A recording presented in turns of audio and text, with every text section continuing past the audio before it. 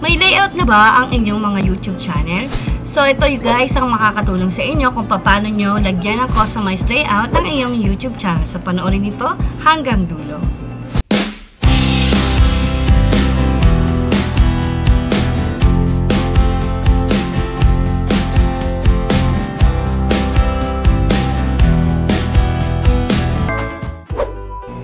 Hello everyone! Welcome to Matsi21 Vlogs. By the way, my name is Mitch and for today's video guys, ay naturo ko na to before. So may mga bago lang po sa customization ng ating YouTube channel. So ngayon iyon po ang ituturo ko sa inyo guys kung paano po mag-customize ng layout sa inyong mga YouTube channel. At malaking tulong po ito guys para mapaganda pa ang inyong mga YouTube channel.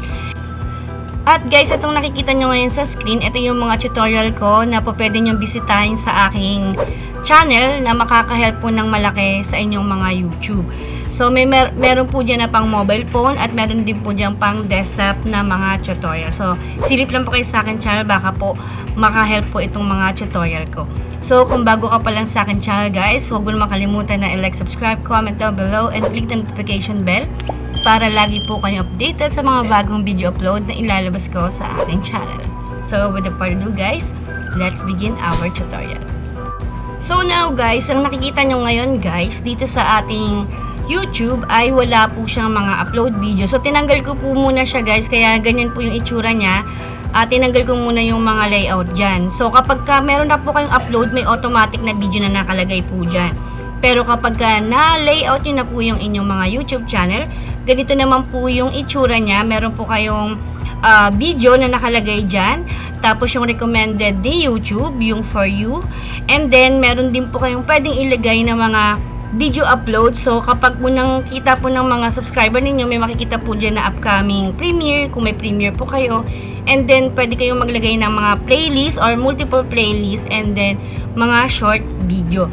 So, ganyan po yung itsura niya once po na na-layout na ninyo yung inyong mga YouTube channel, guys.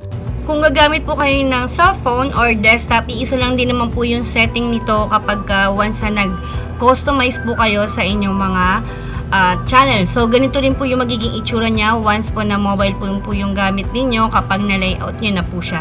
Mas maganda po talaga guys kapag na-layout ninyo yung inyong mga YouTube channel kasi madali pong makikita ng inyong mga subscriber yung mga latest upload video nyo na premiere kung meron po, nakalagay na po dyan agad, and then yung mga popular na video ninyo.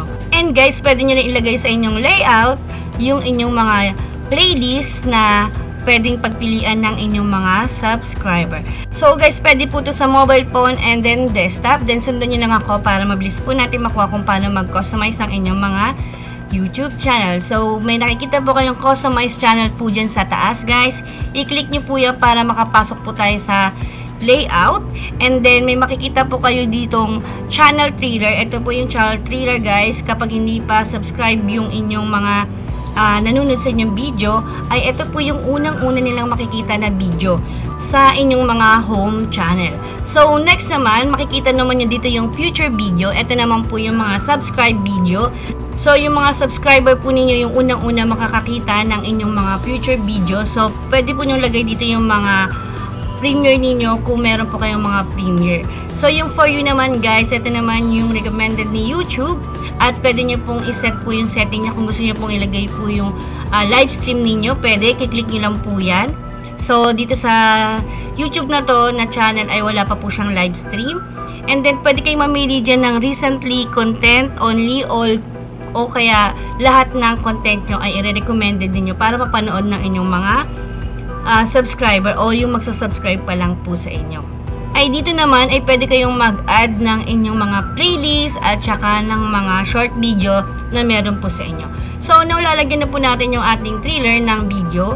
Click nyo lang po yun guys, and then dito sa specific video ay mamimili tayo ng pinakamagandang video syempre na po pwedeng makita po ng ating mga bagong magsasubscribe pa lang sa ating mga channel kasi ito po yung unang-una nilang makikita once po na makita nila ang inyong channel. So, ito po yung video. So, next click na po natin yung add ng future video natin. Ito naman po yung sinasabi ko sa inyo guys na pwede nyo lagyan ng mga premiere. So, siya may premiere po siya ngayon. So, ayun po yung nilagay natin para pag nakita po ng ating mga subscriber ay makita niya po yun agad.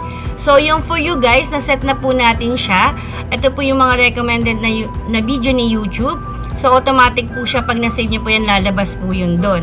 And then, dito naman sa future section, pwede nyo po siyang hindi lagyan or pwede nyo naman pong lagyan.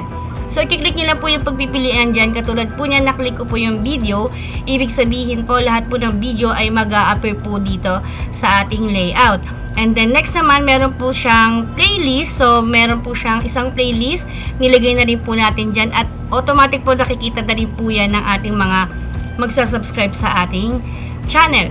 And guys, kung may mga short video kayo na ina-upload sa inyong channel, pwede nyo rin po dyan ilagay. And kung may mga popular video na kayo, click nyo lang po yung add section, click nyo lang po yung popular video na yon at masasave na po siya dito sa layout, customize na ating ginagawa. So guys, kapag okay na po yung lahat, ay click po natin yung publish para automatic po na masave ito sa inyong mga channels. And kapag na-save na siya guys, ay click na po natin dito yung view channel para makita na po natin yung ginawa natin kanina na customize. So, ito na siya guys. So, makikita nyo po dyan yung bago pong video na naka-layout sa atin. So, ito yung makikita ng video ninyo guys kapag once na hindi pa subscribe yung inyong mga tumitiis sa inyong mga video.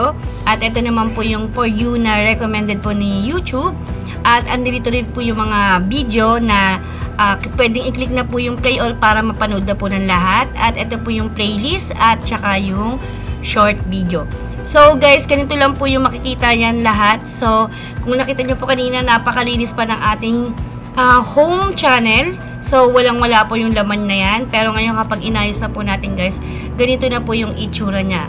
Kapag sa cellphone naman po, ganito rin po yung itsura na makikita. And mas maganda na po siya tingnan once na po na may titingin ng mga bagong magsasubscribe sa ating mga YouTube channel. So guys, ito po pala yung aking YouTube channel na gamer. So kung meron po kayong time guys, ay subscribe nyo naman po itong aking bagong channel na Alec Gamer. So lahat po ng mga games ko guys, dito ko na po siya ilalagay para yung Matsi21 po ay puro mga tutorial na lang na pwede ko pong ituro po sa inyo guys. So guys, search na po yung Alec Gamer and then mag-subscribe po kayo doon para magkakasama pa rin po tayo once po na maglalaro po ako sa aking channel. So guys, ito na po yung aking channel guys. Makikita nyo po dito na napakadami na po tutorial. Silipin nyo lang po yan guys at mayroon po kayong matututunan na po pwede ko pong ituro sa inyo kung meron pa po kayong mga kulang na mga kakailanganin nyo sa inyong mga YouTube channel. Mapa mobile man yan o mapa desktop guys. That's it for today guys, and I hope nag-enjoy po kayo sa ating tutorial for today. At guys, kung bago ka pa lang sa aking channel, huwag mo na makalimutan na i-like, subscribe, comment down below, and click the notification bell para lagi po kayo updated sa mga bagong video upload na ilalabas ko sa aking channel. See you guys and bye!